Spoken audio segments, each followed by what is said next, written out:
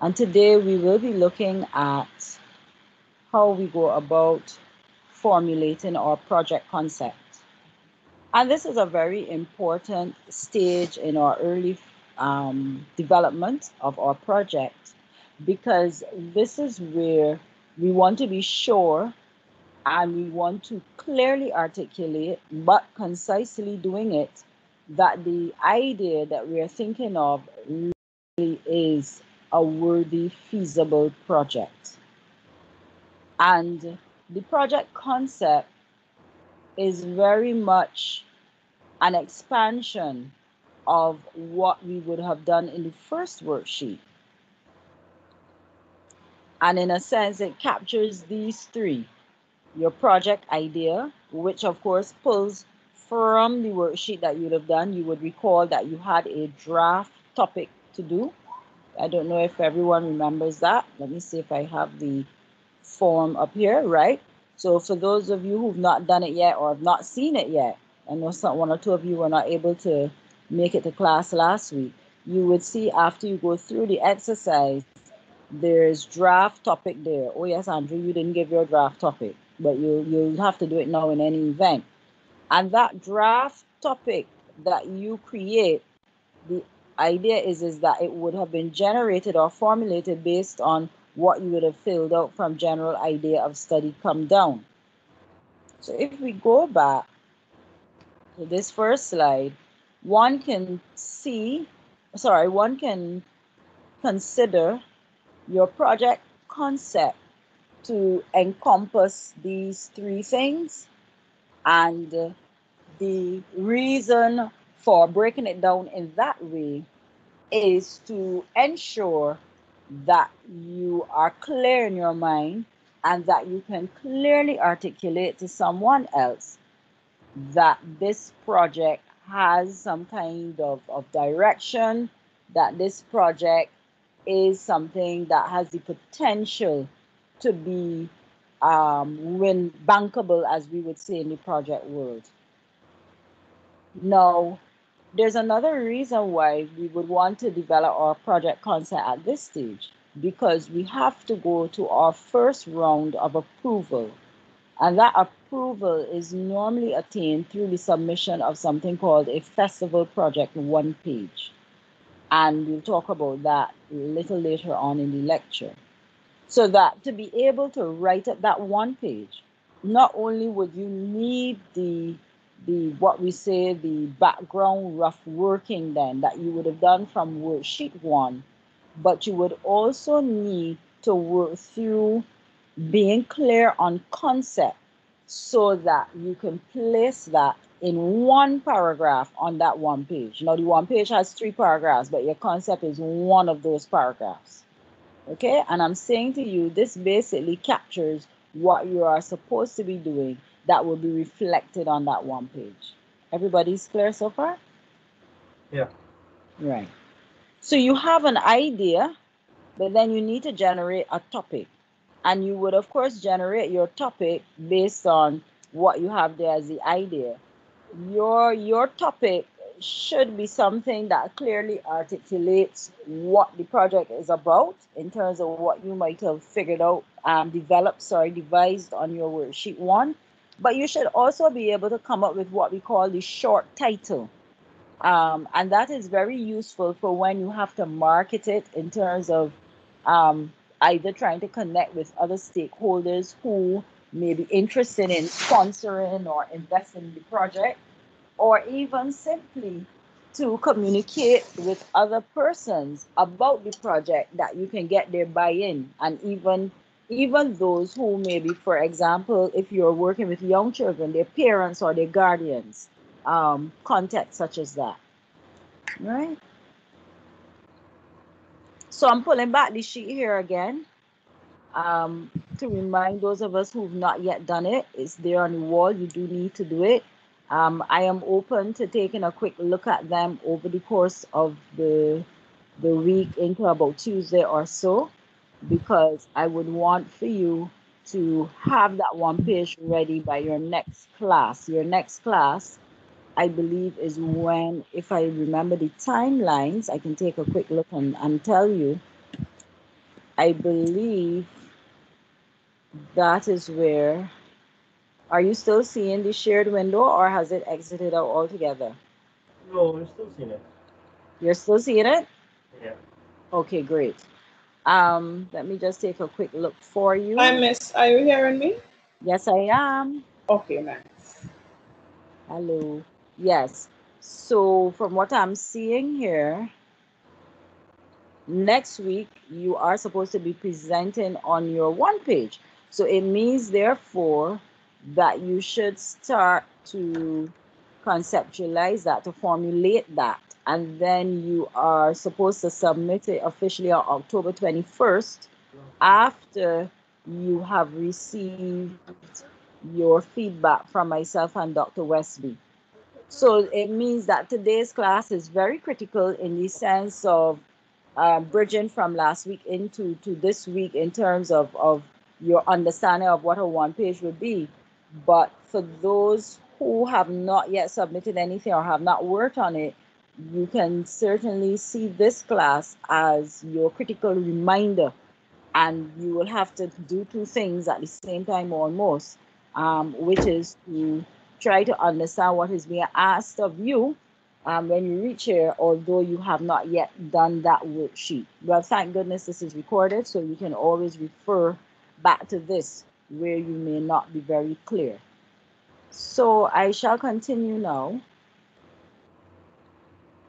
So what is this one page?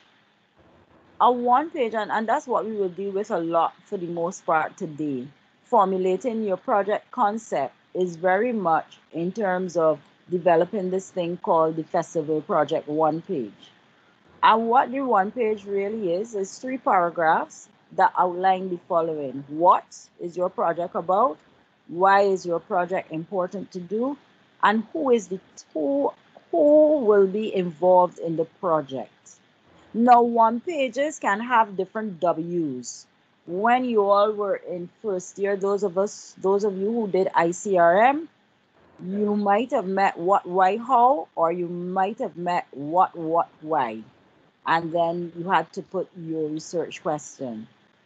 You can have varying kinds of W's with your how, but for this course, we have found it more useful to stick with the initial three W's. What is the project about? Why is the project important? And who does the project target? Or who is the project concerned with? And the reason why the one page is considered important is that it gives that important synopsis of concept.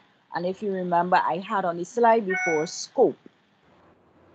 It is also an opportunity for you to solidify the research that you will be doing, and the project as well. I have research there, but it really should be project. So this lecture is very similar to what happens in ICRM. So it gives an opportunity to solidify the project that you're thinking of pursuing. And as I said to you, this is the document that is often used to gain approval then for your particular project focus. It says one page. So it can be one page and a line, one page and a paragraph, one page. So these three paragraphs must fit on that one page explaining these three elements that we have identified here. What that means then is that you can't waste words. You have to be very concise in terms of what you're saying, but ensure that you are saying all that is needed, because remember now you are seeking to convince me that this is a strong project to do. You might have a good idea, but then a good idea does not necessarily make a strong project. Do we appreciate that? Yeah. You can have a good idea, but it may not be a strong project. Yeah. I'm Why gonna is that? Sorry? when you say strong project, you mean as in capable of being executed, right? That's right. That it is something that could be done, that is feasible. Do you Right. agree with that? Could Yeah. be a good idea, but it don't mean it will make a good project or a strong project. Does Right. that make sense to you? And if it does, can you um, tell me in a way, an example of why that would be so, for want of a better way of putting it? Um, you could have an idea to save all the birds that going extinct, and keeping them in one part of the world, but you don't know how you're going to get those birds in the first place. That is correct. Oh, Yeah. yeah, yeah, yeah, yeah. So you could have a really good idea, but then you may not have the resources at all to carry it out. I think that's what I'm hearing there. Whether it's resources in terms of actually physically getting these birds in a particular place, or resources in terms of people or money. So it's the Mhm. same thing in the context of the festival project. You might have a good idea, but it's like when I asked Andrew, so how are you going to reach the people? So that you have to be sure that what you're proposing is something that you actually can undertake. Another one is if it is that you have a really good idea, but then do you have the knowledge to carry out the project? Can you lead the project to say that you are sharing something, you're making this intervention with your target community? Is this something that falls within your realm of capability or expertise? And if not, are you in a position, time wise, to learn it that you can in turn pass it on? So a good idea does not automatically make strong project. And so the one page is one of the first stages of getting you to be sure and to map it out in a way that would ensure that the good idea can indeed be a good project or a strong project. Does everybody understand that? Yeah. Okay. So let us look now at what each of these three mean. I will, of course, begin with the what. You see, I have here what is basically the project focus, broad aims, and objectives. So let's take a look at that first. So the paragraph, that first paragraph should open up by talking about what this project is about. And what this project is about should be where you do not talk about, in this instance, what the project um, expects to achieve. That is not that yet. Or what is the impact of this project? That is not that either. You will get to that part when you do your proposal, but they want to know what is the project. So this is basic description. This project seeks to, this project is about what? And that's a way of starting it to help you to get those ideas out.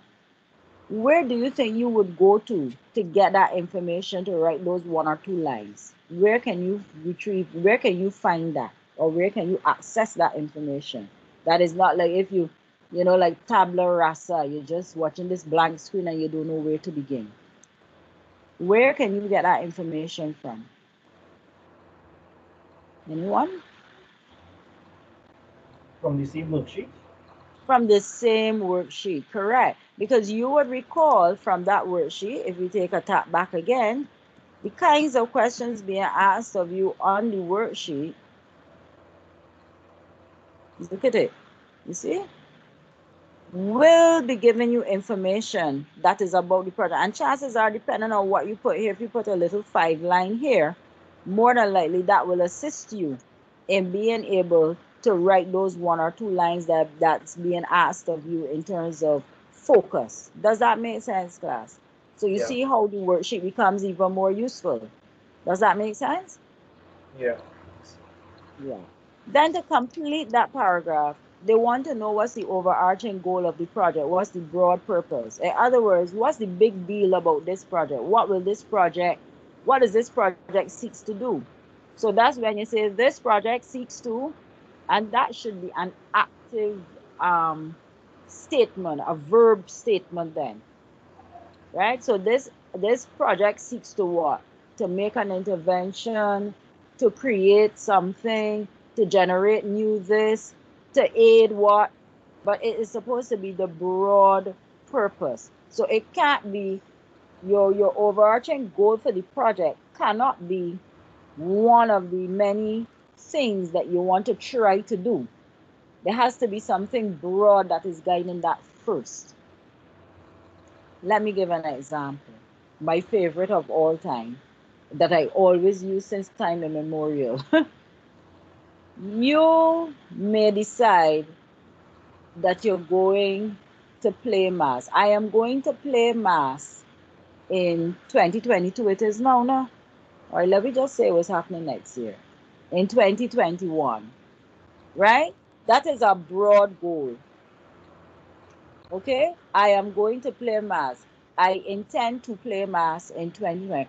I intend to go visit Africa. I intend to get a first class honors. I intend to do my master's. This project intends to. This project seeks to. Do we understand that?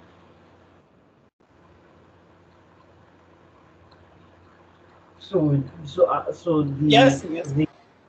overarching the overarching goal must is an active term. It's It's a an verb, active term, right? yes, because then how is it a goal? It must be seeking to do. It must be doing something. It's an action statement, and I always emphasize this because sometimes people mix up project goals and objectives with rationale.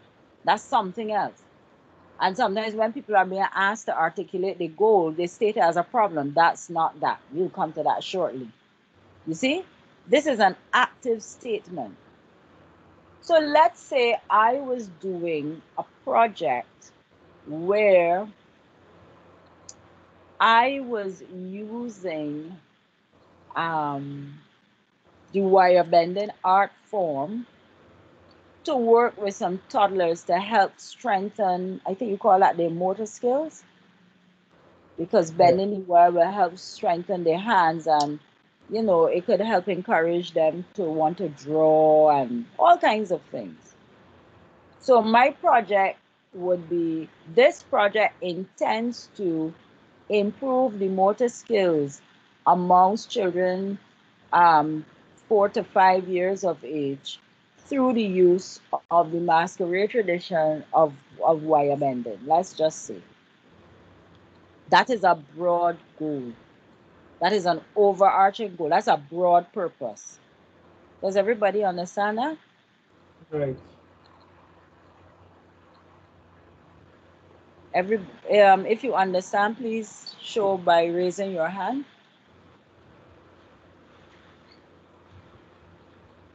Christopher, are you okay? Okay, right. Excellent. So the thing is, we also have to indicate what there will be subsidiary aims or what we call objectives, because you will have your broad purpose, but then you still have to have some smaller goals or what we call subsidiary aims that you would execute to ensure that you can achieve the broad purpose. So if let's take our everyday practical common sense example before we take one from the project world. So if I want to play mass in 2021, what are some of the things I will have to do to ensure that I can play that mass? Um,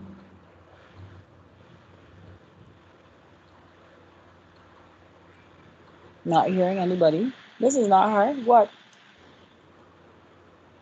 If you go in and Okay, play, so make what's sure you that? have money first for your costume. Sorry? Make sure you have money for your costume. Okay, so I have to have money. So, and how you would make sure that saving, for example, Yeah. or taking a loan, right? So that's an objective. I want to save $500 every month from October to whenever to be able to purchase this costume. What else? What's another one? find a band to play with. I want to select a medium-sized band um, that does not have too much beads and bikini, to play mass. What else? Develop your Purchase. fitness for the carnival season. Right. I want to be in shape by to play the mass by going to the gym 3 days a week for 2 hours at a time from October down to Carnival week. What again? You lose your diet into? Yeah. I will begin the what they call that diet? What now? What everybody doing now? Something fasting. Intermittent fasting. Um, for how much ever days over how many ever months? Over 3 months or 4 months. Okay. So class, if you notice there, unlike the broad goal, within each of these actions, which are what we call the subsidiary objectives, there are some specifics, not so? Yeah. Right. So that when you are crafting your objectives, they have to be what we call specific, they have to be measurable, they have to be attainable or accurate, depending on how you look at it, realistic, and time bound. So if you notice in my action steps, I gave specifics in terms of how much money I'm going to save, how long I'm going to save it for, and by when, which is a time, that's the time element there of the SMART. It is realistic based on what you may know of your salary or however you get your income, $500 a month. Chances are that is going to help dictate what band you're playing in. Agreed? Whether or not you're going frontline or no. If you know it's frontline you want to play, well then you're saving $1,000 or $2,000 a month. Or as was suggested, or maybe you're taking a loan. So the SMART objective for that will be I want to take a loan of X amount of dollars from you name the bank to begin X time to be paid off over a period of Y time. If you notice, very specific.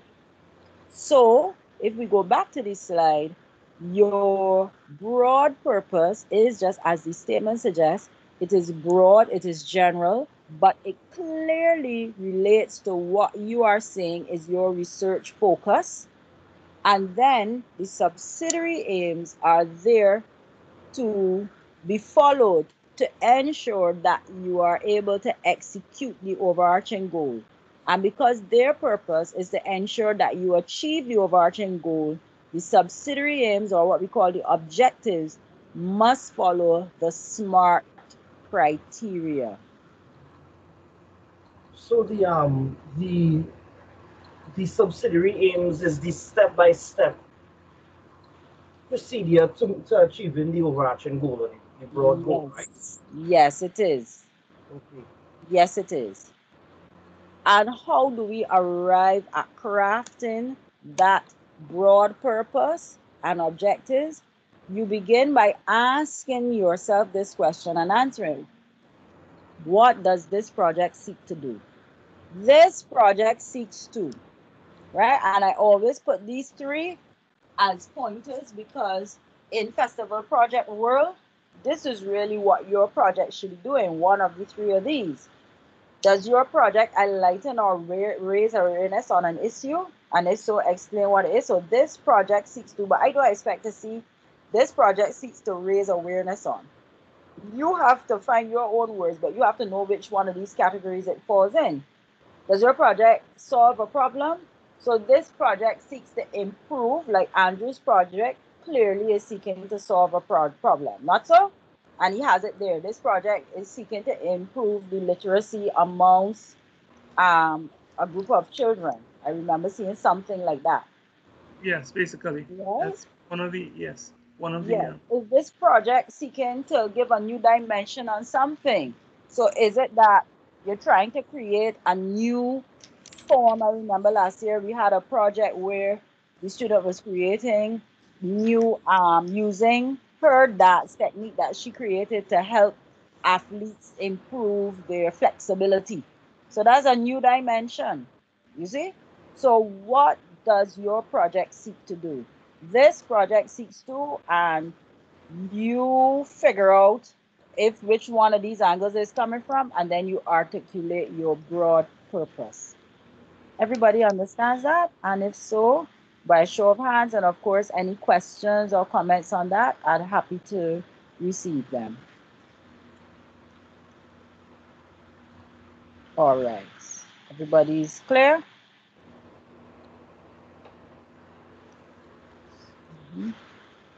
Felix, clear or no? All right, great. Lovely.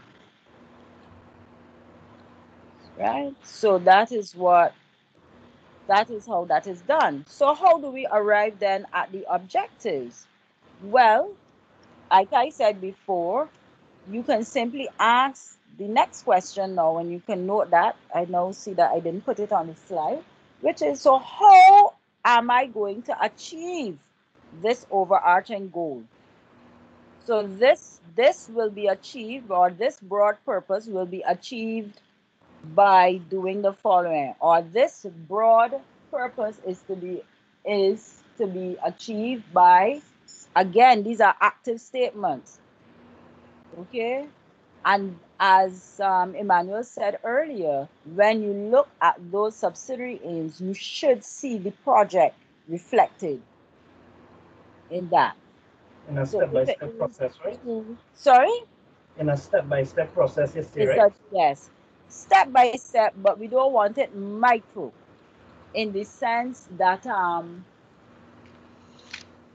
you should be able to capture certain things such that you should have about 5 subsidiary aims for your project. And because these are the things that will be looked at to gauge whether or not the project has been successful. So we don't want to see there as a name something like to what boy? I'm trying to think of something that real micro. All right, let me more say what should be there. So things such as to establish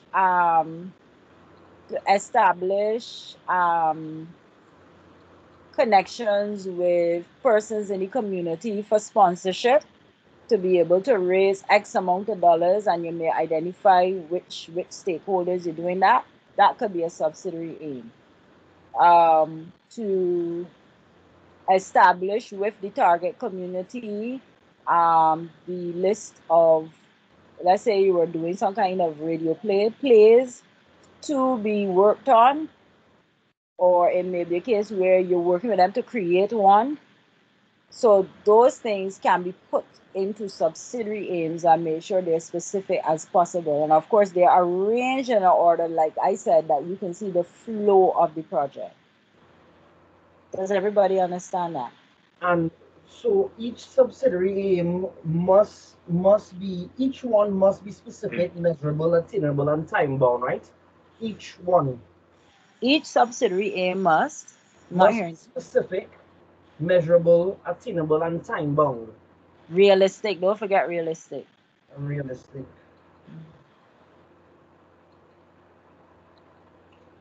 So when it is you speak of, when it says you say each of what your subsidiary aims are, you're supposed to mention a time frame in which you want to get that specific thing done.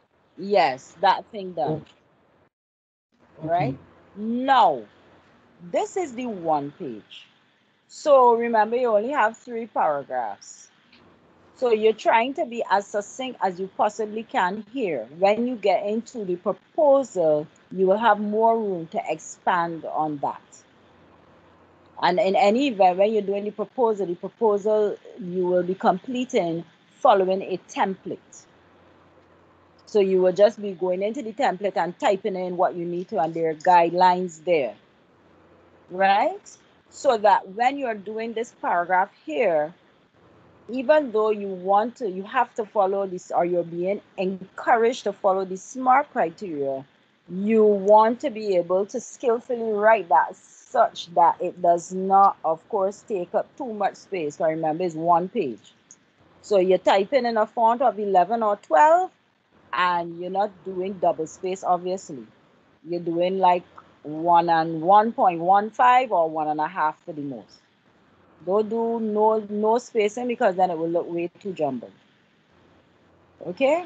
So you want to be able to articulate this concisely and at the same time not losing your specifics then in terms of using the criteria of SMART, which is how one is supposed to create objectives for a project. Everybody understands that? Right. Yes. Dr. Tall, Any questions about that? Dr. Tall, I may be Yes. jumping the gun here a bit. Is it that the what paragraph is going to be definitely longer than all the other two paragraphs? Because that's what I'm gathering. It might be equal, you know. Give me 1 minute, please, class. I do have to take this call. Just a minute.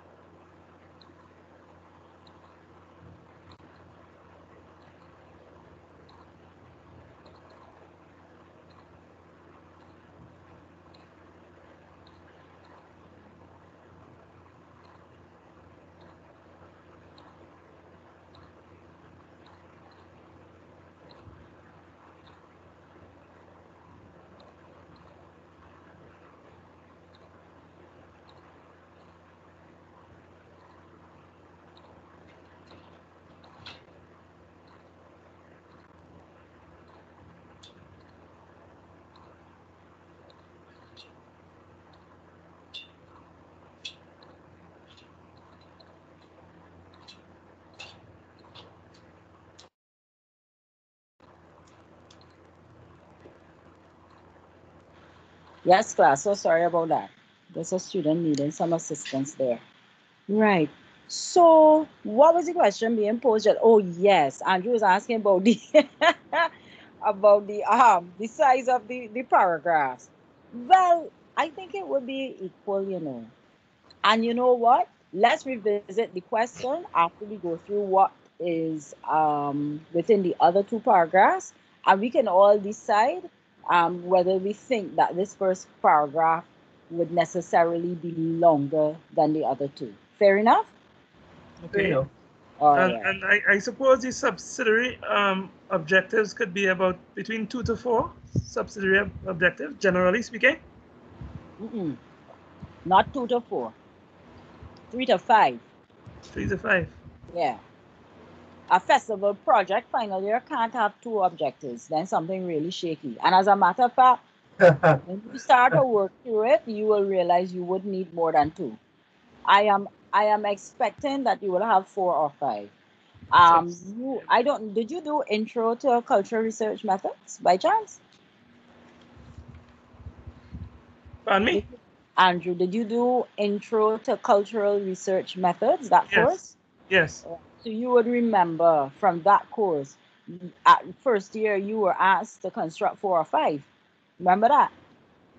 And that was part of the reason why you were given that practice, so that when you get at this level now, that's like a slam dunk. So if you remember how the research went, you needed at least 3. If you can cast your mind back to that, I know that's about 3 or so years ago, right? And so when you start to develop the project, in terms of working out that concept in your mind and you being clear about what you want to do, 2 really wouldn't suffice. I think 3, you're barely making it. So I Yes. would say 4, maybe 5. Okay. But don't try, and this is for everyone now, don't try to have 6 and 7, because in a way then you putting yourself under pressure. If you can do it, fine. But I always tell people it's better if you have 3 or 4, maybe 5. It's like the smart itself, then it's attainable, because we still have to remember our time constraints, in terms of we have between now and next semester to get this done. And of course we're working with persons now in a context where we have even less control because of this COVID situation. So you don't want to set up yourself to say you're going to achieve certain things that could be shaky. Everybody understands that?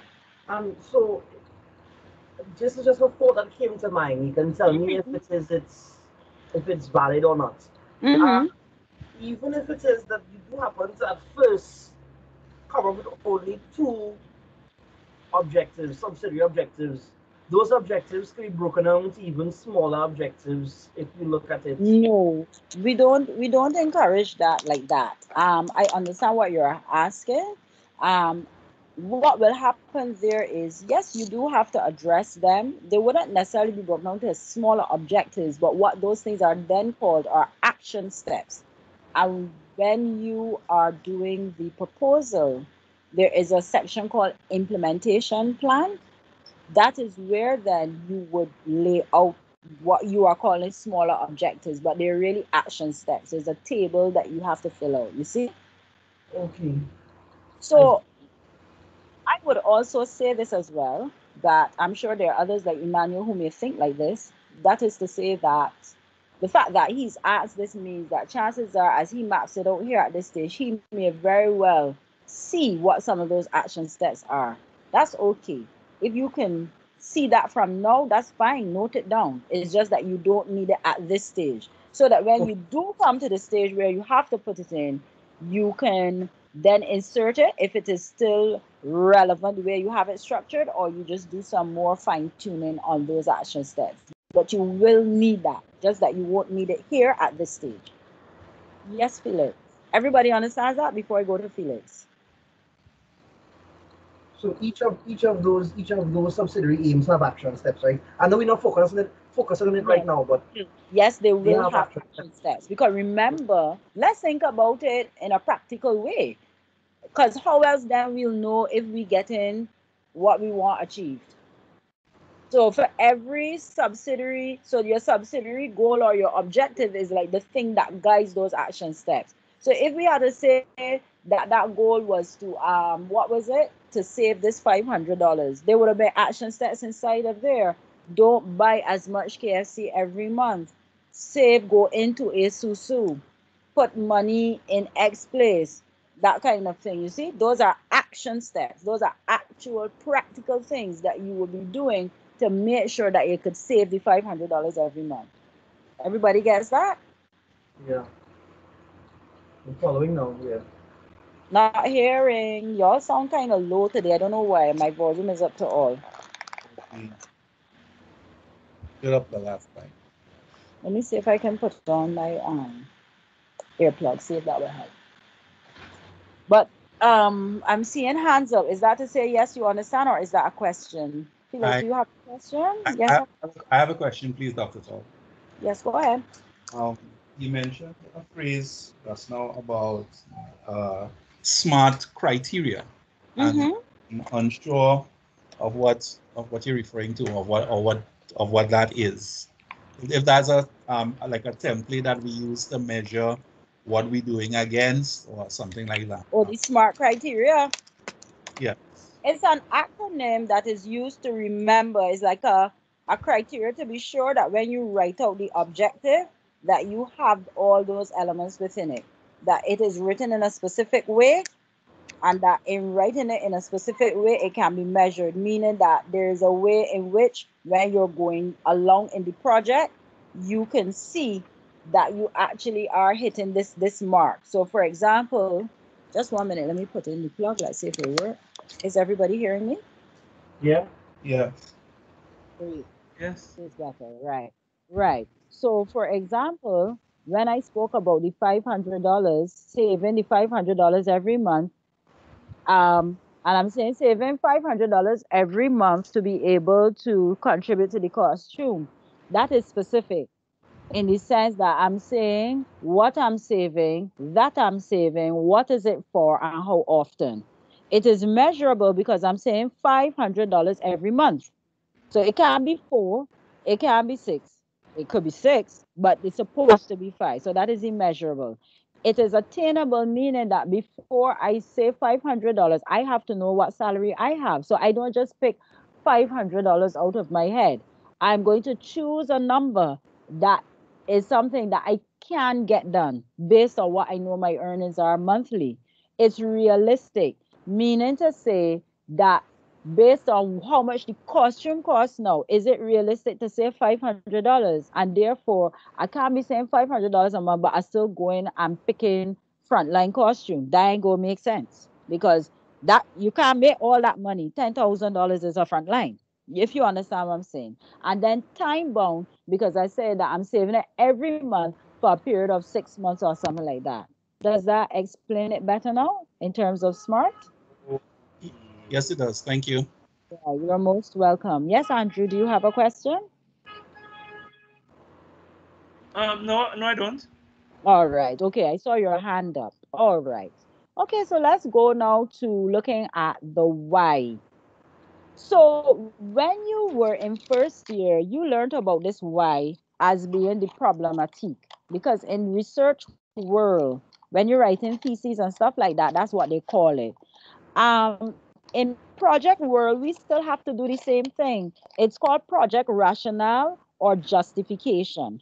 All right. And I'm going to type in the word justification here because I always like students to be familiar with the technical terms used so that when you graduate and you're out there with the opportunities to do your own consultancy and go after funding, because that's part of the reason why you're doing this course. And this is why you are taught the way you are taught in this course, to give you those necessary skills for doing project bidding and stuff like that. This is one of the terms that you will meet. This justification term. So you may see it referred to as project rationale. What is the rationale for this project? Or as justification. Let me see if I can just get that in capitals. Great, I can. Awesome. Right. Justification. Oh, just a minute. I have a little spelling error there I'm seeing. And project justification is basically when the question is asked, why is this project important to do? Like some people might say, so what's the big deal about this? Why is this, why do we have to bother to give you money for this? Why should we take part in your project? Why should we send our children to participate in your project? So already you can see how project justification becomes critical, becomes an important aspect of being able to communicate your project and to get buy-in and support for your project. So why is this project important to do? And it still, even though it's not called problematic, it still follows the same exercise or activity that you would have done for problematic. And that is that you first have to come up with a problem statement. So the project has to broadly be seeking to address some kind of problem. Okay? Some kind of problem, some kind of challenge, some kind of deficit, as I like to say. And then, whatever that broad problem is, usually that's how life is. Usually, there are a number of factors that are contributing to that problem being a problem. So if it is, and I am trying to, I more remember Andrews than Emmanuel, my apologies. But I remember in Andrews, there's an issue of children not being literate, illiteracy being high amongst the particular community I guess you're looking at. So the problem statement there clearly would reflect that there is a challenge, which is that there is a high level of illiteracy still amongst children. And it may also be that you could also go from another angle, that the intervention that you're using, that people still have not recognized that these things can be used in this way to enhance people's learning and literacy and what have you. All right. And so when we talk about contributing factors, we would ask the question, so why is that the case? Why is it that people do not recognize the importance of local literatures? And why is it that we have a problem with children still suffering from levels of literacy in the particular areas that were identified? Right? Why is that? Because children don't read enough nowadays, constant use of online, you don't really use standard English, so spelling is poor. Um, Children are encouraged to read things that they may not be too interested in or more reflect the foreign vernacular, and therefore they're not very cognizant of local work and however you want to put it. So all of those things that I'm saying there, if you notice, relate to further explaining the problem. And we usually call those things the contributing factors. Does everybody understand that? Right. So, in No, other words, is go ahead. you state your problem. Mm-hmm. Well, this is from doing research, of course. You state what the problem is that you're seeking to address. You talk about what are the factors that contribute to the reason why these problems occur, and you explain what are these things that contribute to the problem, and this would when you these things will give you justification as to why it is you're doing the project. That is correct. That is correct. Now, this third one here you're seeing, for the purposes of the one page, you would not include this because remember, it's a paragraph. When you are Right. doing the proposal is when then you would include the explanation of the contributing factors. But for the purposes of the one page, all you need is the problem statement and then the 5 or so contributing factors. Strong factors that clearly show that there is a problem. Because when you are going after funding, they want to see that whatever you are proposing can solve a problem. Can solve a problem, can address a challenge or can fill a need, can fill a void where there's a deficit, there's a lack of something. Does everybody understand that? But as we know, challenges do not come pie out of the sky, you see. So that whatever, every problem that one sees before us, one can easily, if you look at it carefully, recognize what are the things that are contributing to that being a problem, because that is how we can go about solving it.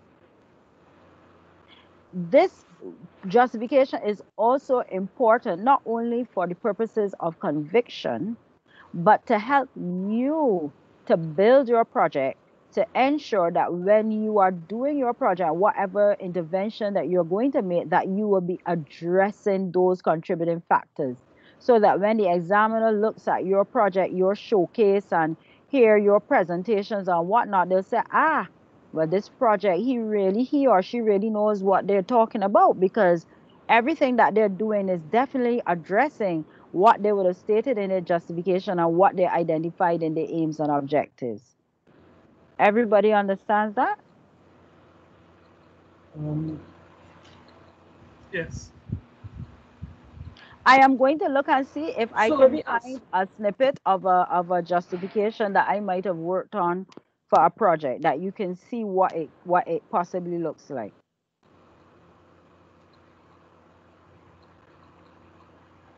Yes. Questions again? What if what if you were able to give your project you were able to follow the worksheet, the first page, the workshop page, and you give your Mm-hmm. general and your specifics and your especially and your particularly. But then when you come down to breaking down in the one page now, and you reach the why, you recognize that although the idea is a good idea, there are many people already doing things to fix the problem that you're addressing. What Is that happens then? is that you have to find a way to justify Make why your project will be unique or separate and apart from the others? that should be borne out in your concept. So this is a matter of how you articulate the project. So if you believe that you are offering a different spin to it, then it is that in your concept, you would need to be showing what is your new spin. And even like that, I can see where that can come inside there with the problem statement, or contributing factors rather, because you could say, while other persons have done X or Y or Z, it has not worked out because of whatever factors. And that kind of discussion will more happen at this end here when you do the proposal. At this stage, the most you could do at this point in time is just to mention it and say that this will be further expanded on or discussed when we're at the proposal stage. But your project, how you articulate your project, should be enough for someone to recognize the innovation in it. It's a matter of how you write it up. Because there are many projects that have done the same things over and over, but it's how you articulate it. So, like yesterday, I serve on a panel for judging projects for the Caribbean Development Bank to award money.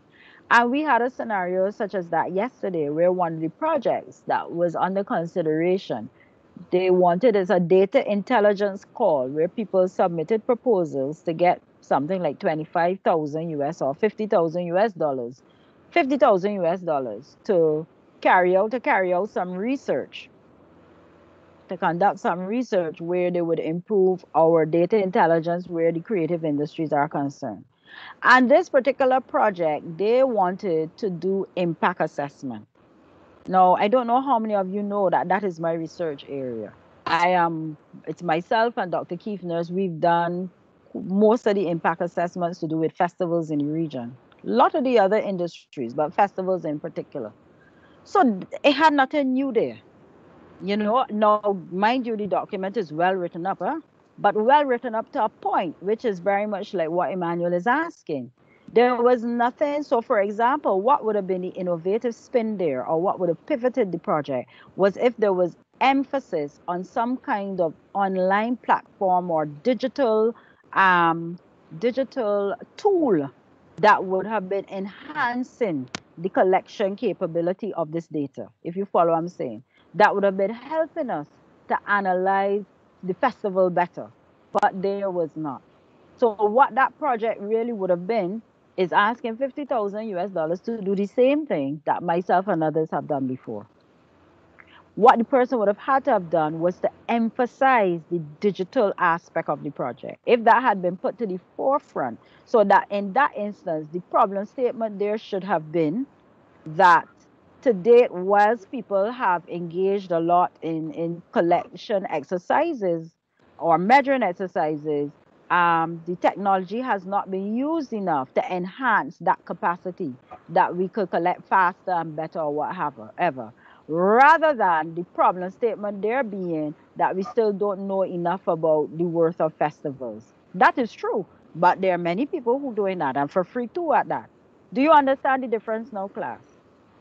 So, so another, so it kind of doesn't answer what I mean, you get the point of what I'm trying to make, but it doesn't help me to figure out um, how do I address the problem that I I'm don't having. understand.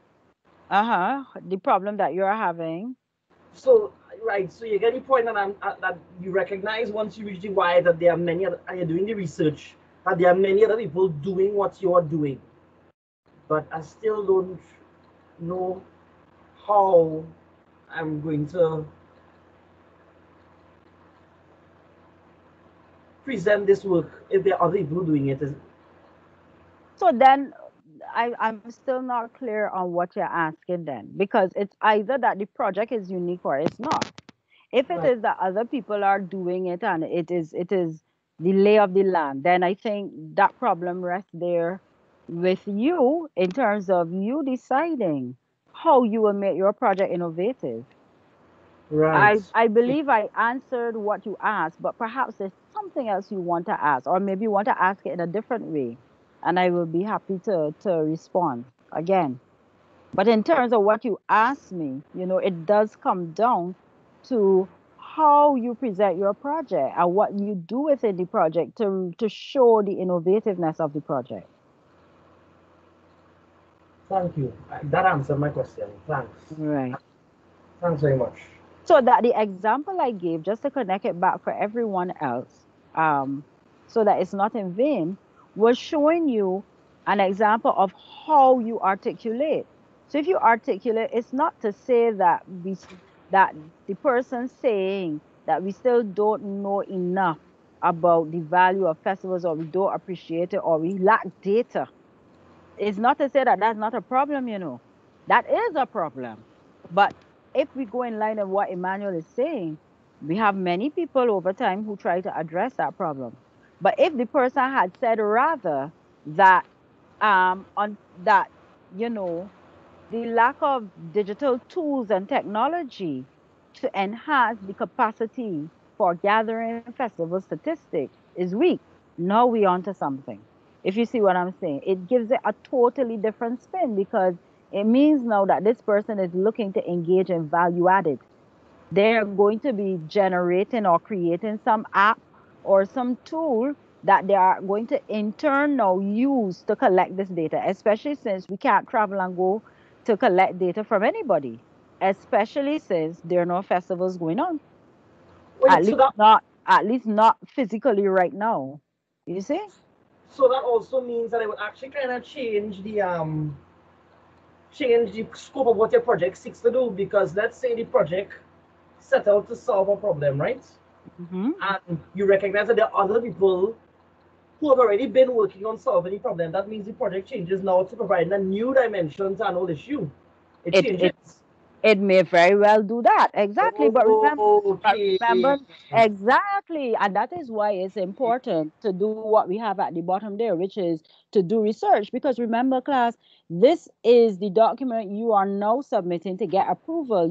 You've not received approval yet. So you are within your you are within your right to make those adjustments. What you are trying to do is offer something that is solid and innovative and that you would enjoy doing and that you can realistically see from beginning, middle to the end.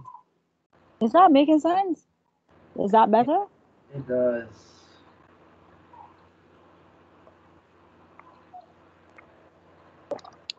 Is that clear for everybody else? I'm not hearing them. So I want to believe that it is. If not, please do make your intervention. Any questions appreciated.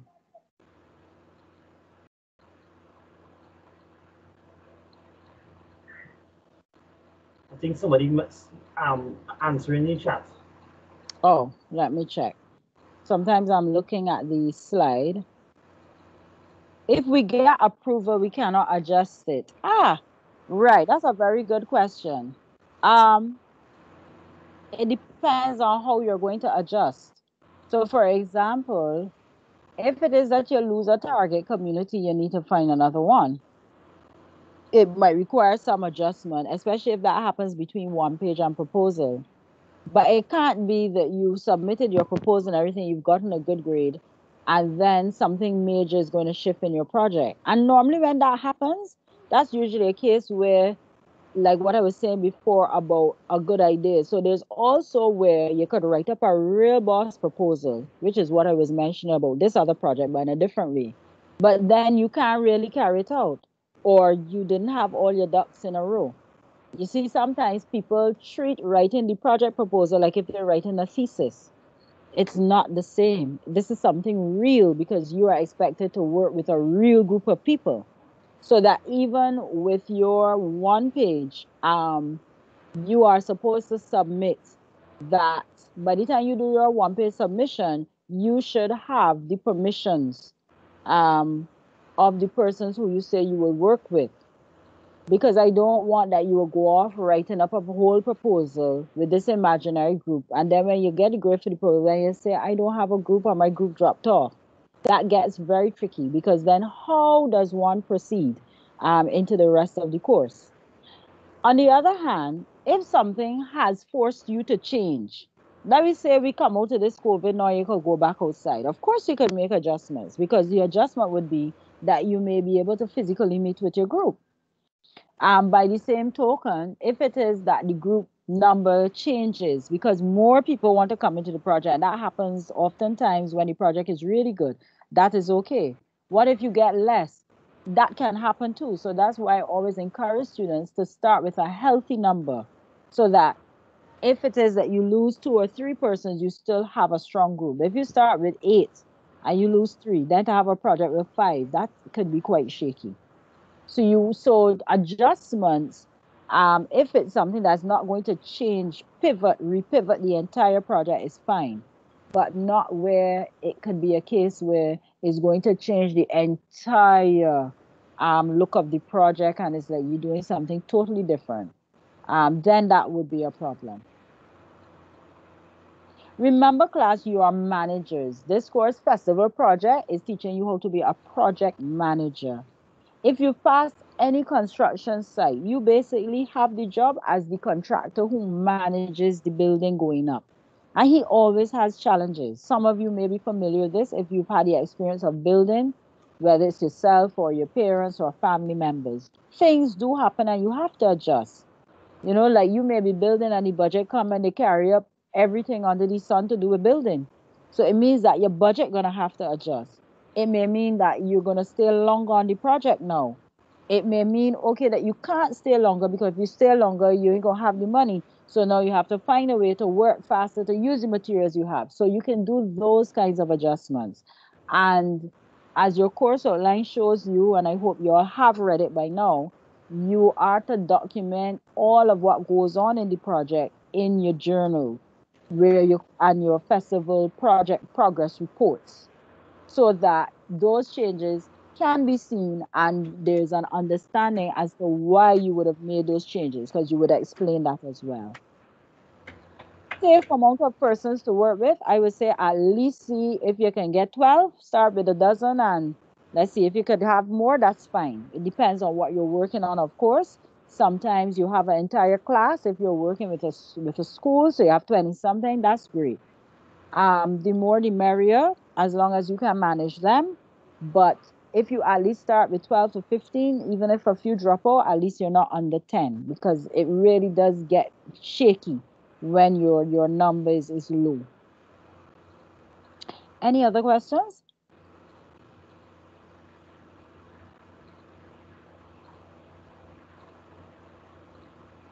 Okay. All right, so let's go again. If you're not talking, can you please turn off the mic? I am getting a little bit of feedback in between. Just to address, sorry, this last point I have here, Emmanuel mentioned it from time to time, but I'll just make a little comment on it. May require some background research so that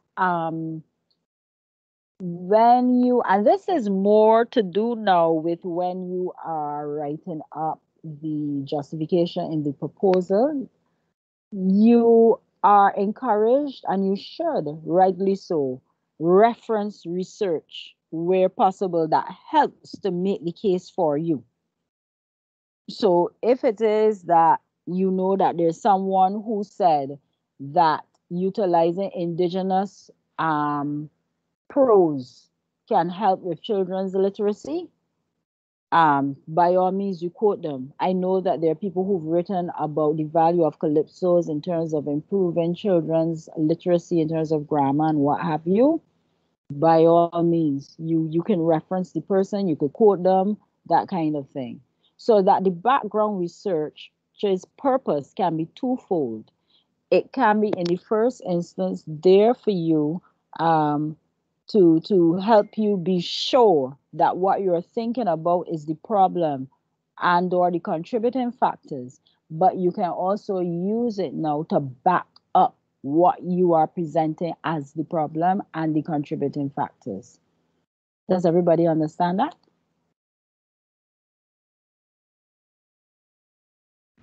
Yes. Yeah, certainly, certainly. Okay.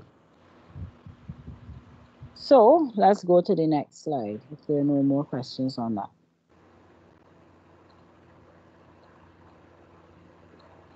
Okay, I believe I've discussed that already. And we spoke about that as well. So rational or, right, so I've explained that as well. So let's talk about target community. So let me ask Andrew, so far, how the two paragraphs sounding? Equalish? Yes, in light of everything that was said, yes, it sounds equal. Right. About, yeah. So you would remember now, our third W on the page is who. And this who refers to a paragraph on our target community. And basically in that paragraph, we want to do three things. One, to identify the specific group. So whereas in your first worksheet, you might have described them in terms of a characteristic that makes them a community. So in the case of Andrew again, institutionalized children. What was yours, Emmanuel? Remind me, please. Students of standard 3 and standard 4. Right. Yeah, So if you using storytelling to improve creative writing skills. right. So if you notice from the worksheet, you would have had a generalized descriptor to help us to have a sense of who you're likely to be working with. In Emmanuel's case, standard 3 to 4 children, students. In Andrew's case, a group of children, institutionalized children, or children who've been institutionalized, who are institutionalized, sorry. When you come to the one page now, because remember you're seeking approval, you can put back that descriptor, but you have to say who exactly now. So are these standard 3, 4 children at St. Mary's, Tacarigua Boys, Presbyterian? Are they at St. Xavier's Private? In Andrew's case, is it St. Mary's Home? Is it St. Jude's home? And so on and so forth. Even though we are online, you still need to say where this group is located, because all of this is what makes the project real. So this third paragraph is a very practical kind of paragraph, but you still have to know what you're writing there succinctly that could give you the nod. This is a paragraph that helps to give further context now to what you have articulated in paragraph 1 and 2. This is what makes it real now. So you need to also say what is the location of the group. So if it's St. Mary's home, we know they're located at Tacarigua, and identification of how the group is to be accessed, to say, well, they are utilizing devices to be online, and so you will be working with them via Zoom, via Teams, via Google Meet. You know, you would indicate what platform you would be using, right? That means that you're doing a little bit of research as well on these suitable platforms, because as you may know by now, all platforms don't work for everything. So for example, I've heard my colleagues say that Teams works well for music, whereas Zoom, the quality is not as good. I've heard that. Zoom, though, I know is a lot more user friendly because you can do breakout groups and stuff like that. And you will get to a place where in your proposal where you will even justify why is it you would have chosen the particular one, how that lends suitably to your project. But for here now, all we would want, apart from identifying where the group is located physically, also to indicate how you plan on accessing the group, how you will meet, on what platform. You need to also explain why that particular group was selected. So why institutionalized children, and then why the particular home you've chosen. Right? Everybody understands that? Yeah. Right. So in a sense, this paragraph probably seems a little smaller than the first two, but Indeed. still very critical information that is needed.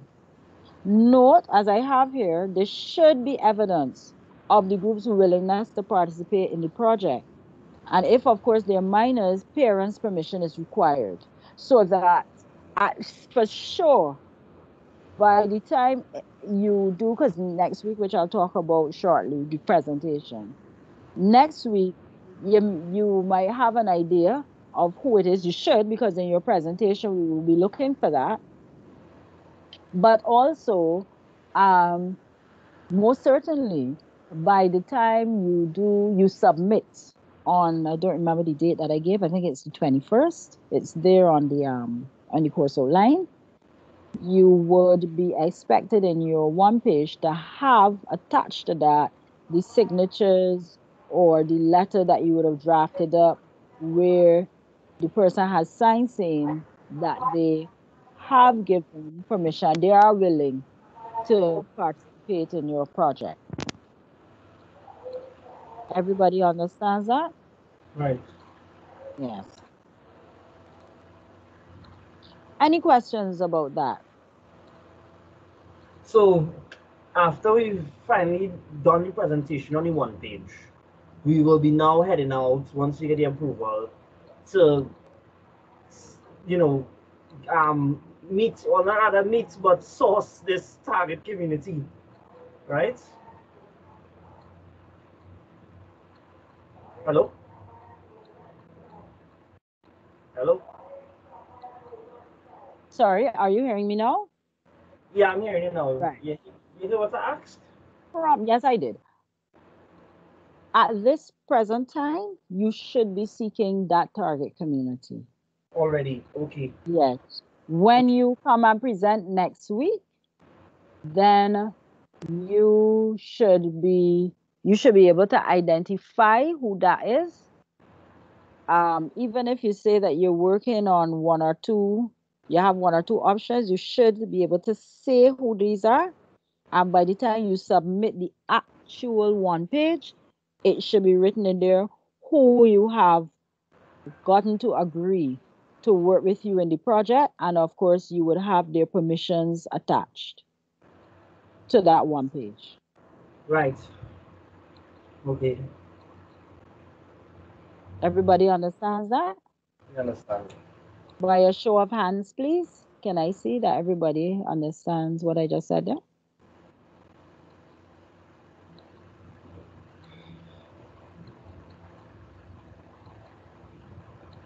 Felix? Okay, maybe he stepped away. All right. So let's just talk a little bit about the presentation next week. So next week is going to be a very interactive class. We will be having Dr. Margaret Westby join us next week, and you will each make your presentation on your one page. At that stage, it would be good if you have it to the best of your ability, because you will be getting feedback for two things. You will be getting feedback on how you present, as well as the content, as well as what you are presenting that makes up this project concept. Now, the reason why I have opted to do it like this is because you will need to have your presentation skills sharp because of the fact that we're operating online, and this will become a pivotal part of your delivery of your course requirements, especially your showcase. And so Dr. Westby and I would be using that as an opportunity to see where you're at in terms of your skills and to give you some feedback. After that, we will do that first. And then after that, Dr. Westby will take over and she will deliver a lecture to you, your first lecture, which will be to address some of the basics in terms of presenting online and stuff like that. You will receive 3, possibly 4 lectures from Dr. Westby between this semester and next semester. This is the first one. For all of the major stages of your course submissions, you will have a presentation. So we have a presentation here, but this one is not for grades because this is the first one, right? You don't get a grade for your one page, you get feedback. But then you will also be required to present on your proposal, and it will follow a similar format. By then, now we will see if you've learned anything from what Dr. Westby would have taught you. So you will present on your proposal, you'll get feedback on your presentation skills, as well as feedback on the content, which then you would go back then and tweak and fix in your proposal before final submission. Same thing with the one page. Whatever feedback that you receive next week, you would then go and tweak before your final submission then on the 21st, I believe is the date that I put there. Let me just confirm that so that I would have the correct thing. I would have stated the correct thing on the recording here. Yes, October 21st, 11:59 a.m. I am also going to lodge this as an assignment on the Teams so that you will get a reminder as well. So again, Andrew, make sure that you are logging into the Teams using your UWI address. All right. Any questions about the presentation or anything that we would have discussed today? Would you be required to make visual aids for this presentation, or that's up to you? Yes, you are not required, but it's up to you. You give it your best shot because, as I said, you will be receiving feedback. So you are encouraged to present in your most endearing way, so to speak.